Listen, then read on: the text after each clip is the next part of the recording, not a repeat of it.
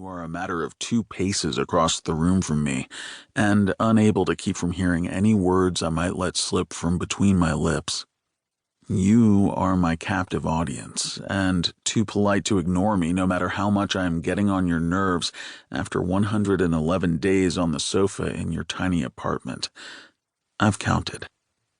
Oh, I know I'm getting on your nerves, testing your resolve to be generous and undemanding, to practice what you preach about a kinder, gentler world in which we look after one another instead of solely ourselves.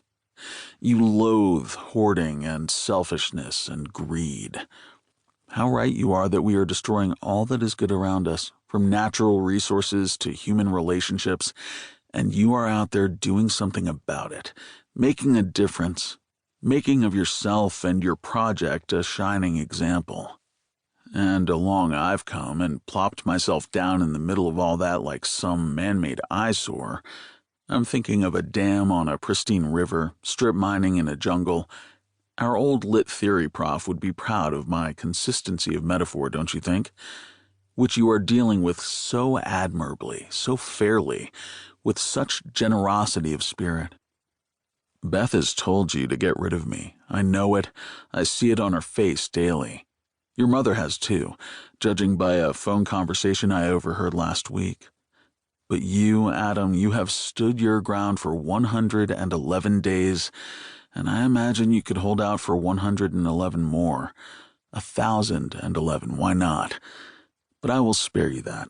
I will save you the rift with your girlfriend and your mother and your conscience, and in this case, it will be me who does the decent thing, the selfless thing. And that is the purpose of this letter, my friend.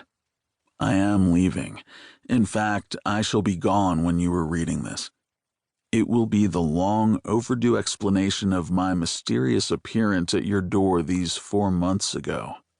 The expression of my gratitude. I expect you will be tempted to share this letter with Beth, your beloved, from whom you have surely pledged to hide nothing. But my recommendation is that you read it through first in secret, alone. If, nonetheless, you decide to let her read it, then at least it will be a decision made from knowledge and not from some promise you made about open communication or from guilt. I detest guilt as a motivating factor for anything, and as for the promises made between lovers, well, they are a blueprint for calamity, a writ of divorce rendered point by point. You'll think I'm being cynical here. You've used that word on me on 5 occasions in these 4 months already, but I have more experience in this than you do. Beth, you feel certain, would break no vows made or even implied between you, and you have had no true lover before Beth, so she is the entirety of your experience, and you two as a couple are untried. But take it from me, a man with a record in the crimes of love. Promises will be broken, and vows will be trampled, and feelings will be hurt. Oh, far worse than that. Where love is concerned, the rules are not written in books of statutes, but they exist all the same, and they are unbending. But I don't wish to turn you away, not from Beth, not from love, and not from me and the story I am about to reveal to you in these pages.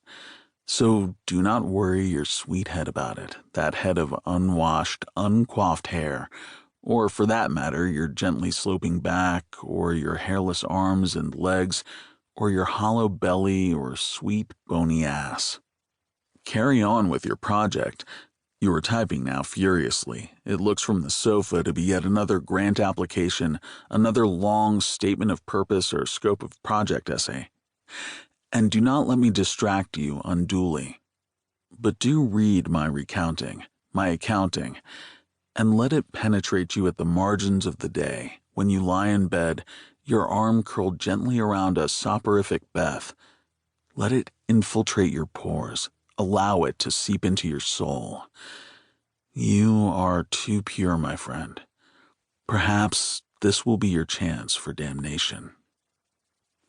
This story, like most stories, could begin in a number of different places. I could slip backward in time all the way to my grandparents in order to